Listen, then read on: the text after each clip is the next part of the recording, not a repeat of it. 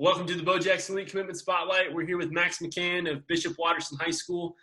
Max is a catcher and first baseman, a recent commit to Heidelberg University.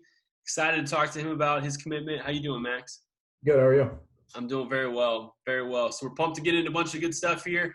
We were talking before we jumped and hit record. You've been part of the Black Sox, Bo Jackson organization for a couple years now, so we're super excited for you, and it's been fun to see that kind of development process. So let's take it way back. Take us back to your background and what's your family background like? You have other athletes, and what was youth sports like for you growing up? So I don't have most of my family was baseball players, and so I kind of put into it. And so I started off, I've always been a catcher, and I started off playing with Ohio Elite and played for them for a while, and then moved to a team called the Ohio Playmakers and played for them for a couple years, and then came to Bo Jackson. So cool. So you mentioned you've always been a catcher. I'd love to dive into this. I've met a lot of catchers, lifetime catchers. It almost feels like the guys who really excel at it, they were just born to do it. So when did you first start catching? And talk to us about, when you were a little kid, did you always have an interest in catchers? Was it the gear and why catching? It's a tough position. So yeah, definitely a tough position. I really started from basically when I joined that Ohio Elite team. I was just put behind the plate, and I just kind of fell in love with being able to be in every single play.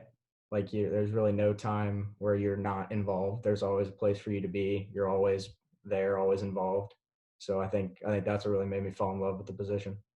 So cool. So, as a youth catcher and as you came up through high school, did you have some catchers that you maybe looked up to, or were there some guys even in Central Ohio that you kind of gleaned wisdom from to play the position at a high level? What was that like?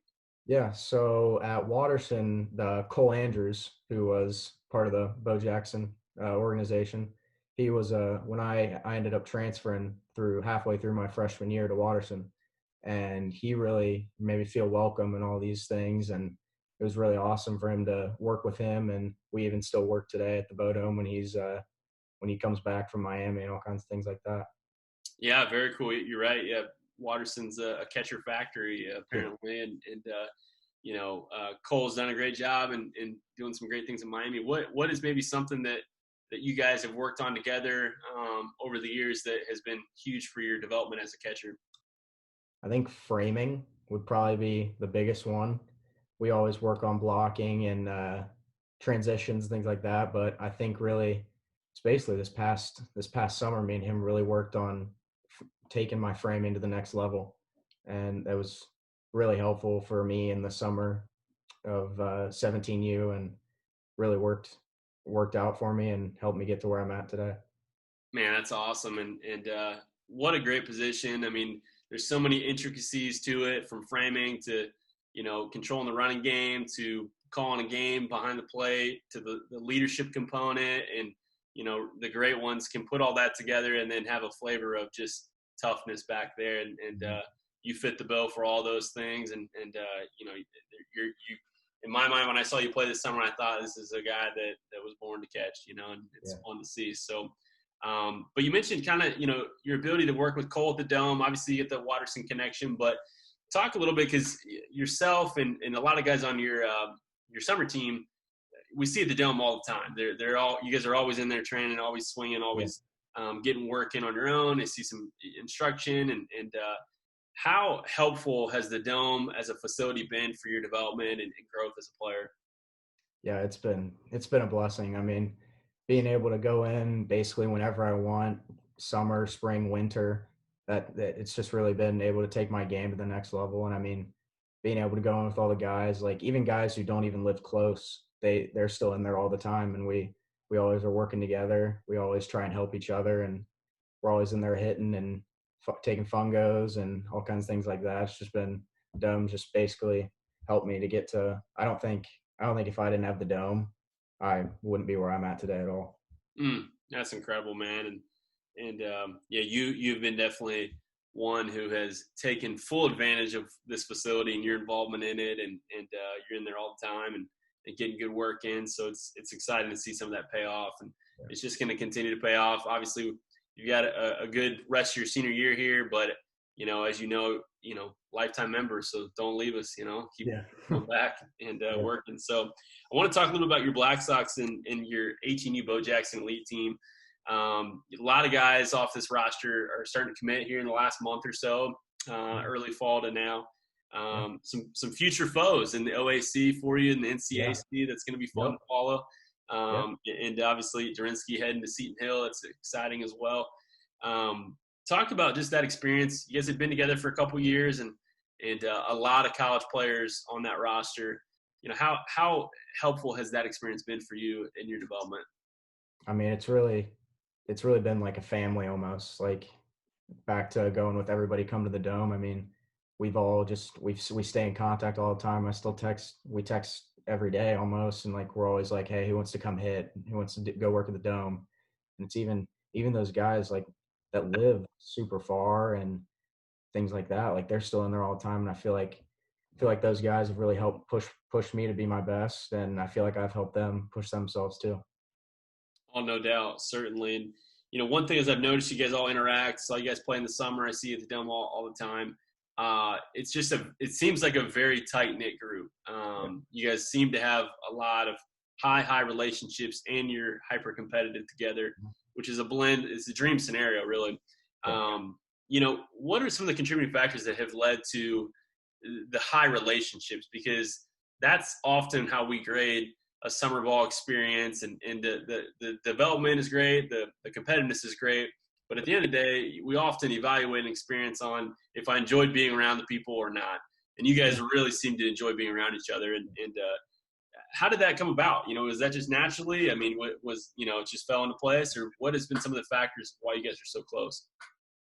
I mean, it was so back when I first joined the team, I remember we were playing Grove City in a scrimmage, and there's two kids on our team, Preston Todd and Tyler Biddle, and I didn't know any of them. They didn't know me. Matt McClements was on that team too for Watterson, and we were just like, hey guys, like, hey, we're gonna be on the same summer team and stuff like that. And they're like, oh, awesome, man. And I guess we got there, and I really think being able to push each other really kept our relationships, and we talk about it every day and stuff like that.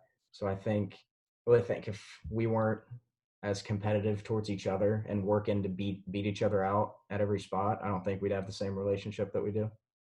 So cool. I mean, it's been fun to watch, even in the short time I've been at the Dome, and I'm really excited just to see those connections continue in your college years, because you guys are all heading to some bitter rivals, and you're going to be competing against each other for conference, tournament berths and championships and regional berths and all that, and I think it's going to be a lot of fun to follow. So, talk to us a little about your recruiting timeline. Weird situation with COVID, obviously, that I'm sure was frustrating. I'd love to get into kind of what those days look like, but when did recruiting kind of pick up for you, and what did that look like? I'd say recruiting probably started end of last summer, maybe middle to end of last summer. And I think I started talking to Heidelberg, and I talked to Otterbein, and then probably over this fall, it really started picking up a lot more. And I was talking to a couple other schools, and I ended up talking to a junior college down in Tennessee. And I think like just the organization and what the name of Bo Jackson and the Black Sox organization is nationally known as it is, I think that's really helped with the recruiting process for me. Definitely. And so get into the weeds a little bit with this last summer, maybe even take it back to May or June. Was it frustrating with COVID, knowing a lot of coaches are not coming out? We're having to navigate that recruiting dynamic and dilemma, and what was that process like? How did you navigate it? I definitely think in the back of my head I was pretty frustrated. I mean, no coaches coming to any games. It was like, I feel like definitely some of the guys were like, what are we playing for? So I mean, I think we were the biggest like positive mental boost was not having the summer season canceled, because once that school season canceled, I think everybody looked at it and they were just like, oh well, this looks like it's going to go downhill from here. And so I'd say those early months were, I think I was just trying to develop more Mm. instead of looking more into where do I want to go, who do I want to play for, things like that. I was trying to work on different things in games even to try and better myself for those times when college coaches could come back out and recruit. Man, what a powerful switch that you made, and I'm sure it wasn't easy. Because summer baseball, whether we like it or not, can become very recruiting driven. Yeah. There's many who feel like that does not serve development, does not help guys develop, and we can create a whole separate interview for something like that. But I think it's powerful that you made a switch to saying, all right, I'm just going to develop and get better. I'm going to make that my focus, and I think that's going to pay dividends for you as you continue to grow and move into college and things like that. Let's talk a little bit about, when Heidelberg came onto the scene for you, who was the coach that maybe you spent the most time talking with, and how did that process get started? So I first started talking to Coach Jesse, and he's one of the graduate assistants slash student assistants there.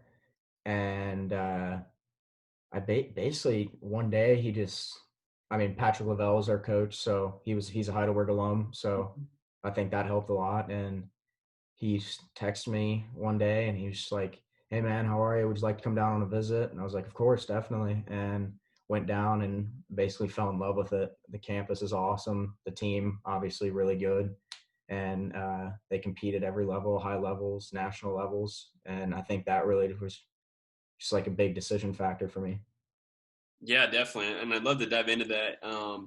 Heidelberg, obviously a nationally competitive NCAA Division III program, playing in arguably the best Division III conference in the country. Yeah.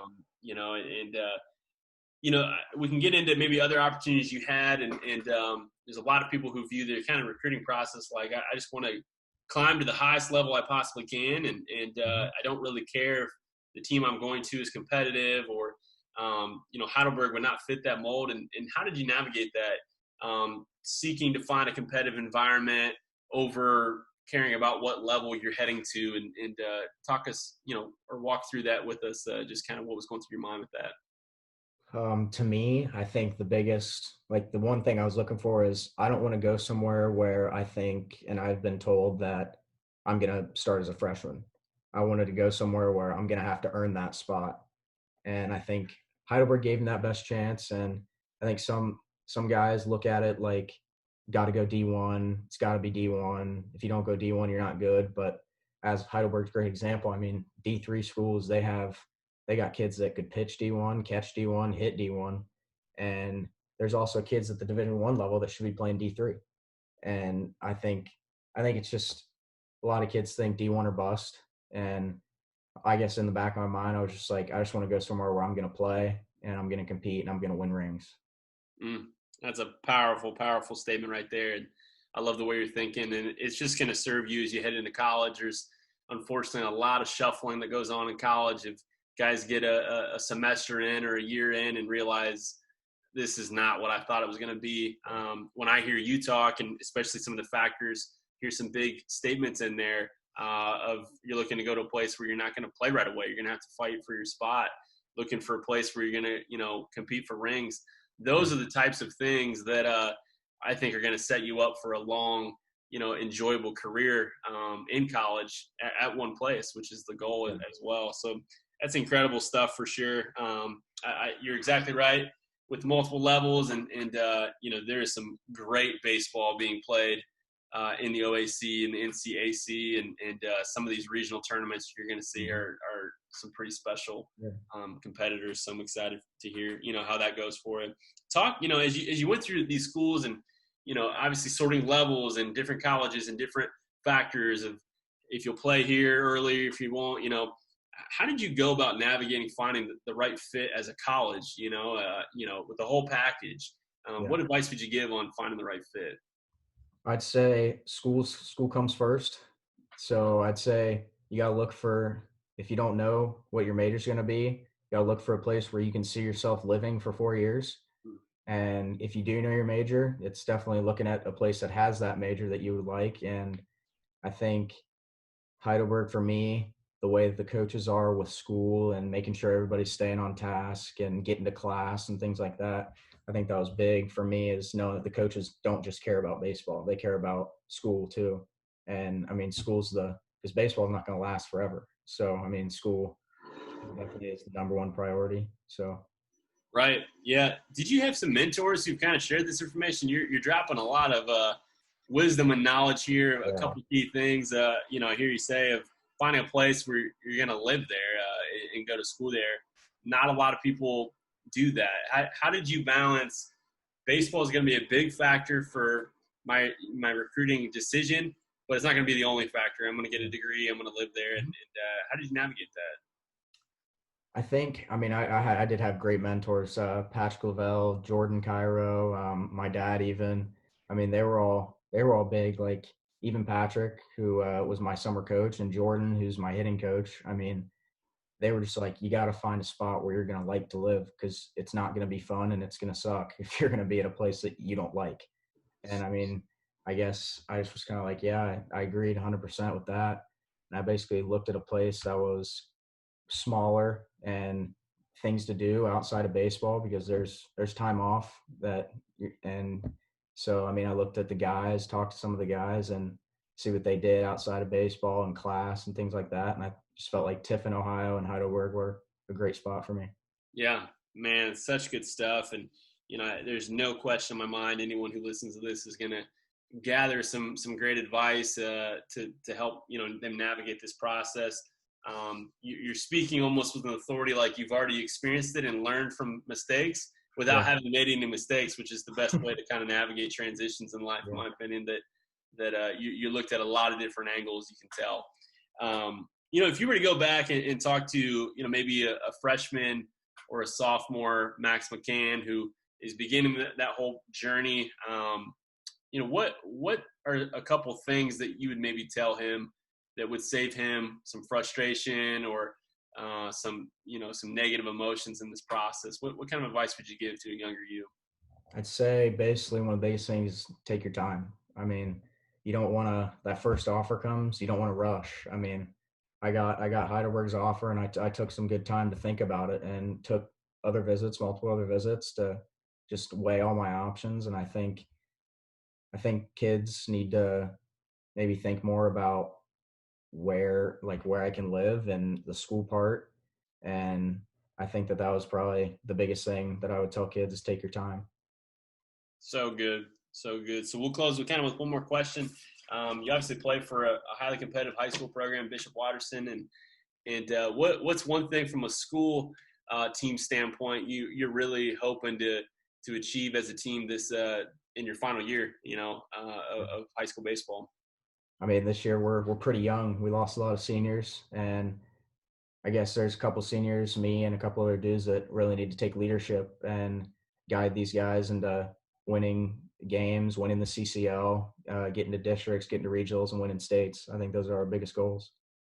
Awesome, man. Well, thank you so much for taking the time to sit down. You shared just a wealth of knowledge and such good stuff to hear. We're so excited for you to head to Heidelberg, and it's gonna be fun watching you and some of those 18U BJU guys go at it here over the next 4 years. So thanks again, man, and we're pumped. Congratulations. Thank you. I appreciate it. Awesome. We'll see you soon. Thank you.